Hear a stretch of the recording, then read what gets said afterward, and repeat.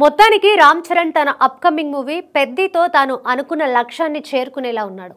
గత పరాజయానికి గట్టిగా గుణపాఠం చెప్పేలా సిల్వర్ స్క్రీన్ పై ఒక భారీ హిట్ ని అందుకోబోతున్నాడనే సంకేతాలు కూడా చాలా స్పష్టంగానే కనబడుతున్నాయి. ఇందుకు ఇప్పటికే రిలీజ్ అయిన టీజర్ తో పాటు రీసెంట్ గా విడుదలైన చికరీ సాంగ్ ఉదాహరణగా నిలుస్తున్నాయని సోషల్ మీడియా వేదికగా అభిమానులతో పాటు ప్రేక్షకులు వెల్లడి చేస్తూ వస్తున్నారు.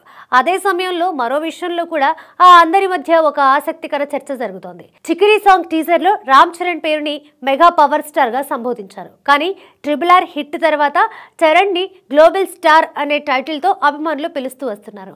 గేమ్ చేంజర్ టైటిల్స్ లో కూడా గ్లోబల్ స్టార్ అని ప్రస్తావించడం జరిగింది. దీంతో అభిమానుల ఆనందానికి అవధులు లేకుండా పోయాయి. గ్లోబల్ స్టార్ అనే క్యాప్షన్ తో చరణ్ రేంజ్ గ్లోబల్ స్థాయిలో కొనసాగాలని వాళ్ళంతా కోరుకున్నారు. అలాంటిది ఇప్పుడు పెద్దికి మెగా పవర్ స్టార్ అనే క్యాప్షన్ ని ఇవ్వడం జరిగింది. ఇప్పుడు ఈ విషయంపైనే అభిమానులు, మూవీ లవర్స్ ఎందుకు అలా జరిగిందని చర్చించుకుంటున్నారు.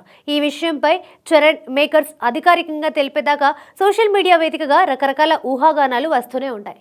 ఇక AR రెహమాన్ మ్యూజిక్ లో వచ్చిన చికరీ సాంగ్ వరల్డ్ వైడ్ గా ఉన్న మెగా అభిమానులనే కాకుండా పాన్ ఇండియా మూవీ లవర్స్ ని ఒక ఊపు ఊపుతోంది.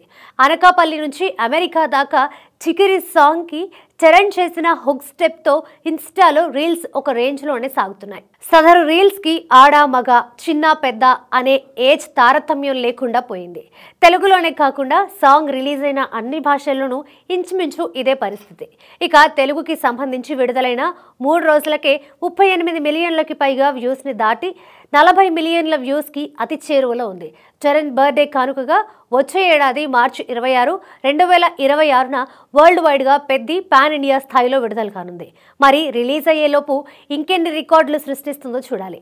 చరణ్ సరసన అచ్చాయమ్మగా జాన్వీ కపూర్ జతకడుతుండగా బుచ్చిబాబు సన్న దర్శకుడు. వృద్ధి సినిమాస్ భారీ వ్యయంతో నిర్మిస్తుండగా మైత్రి మూవీ మేకర్స్, సుకుమార్ రైటింగ్స్ భాగస్వామ్యులుగా వ్యవహరిస్తున్నారు.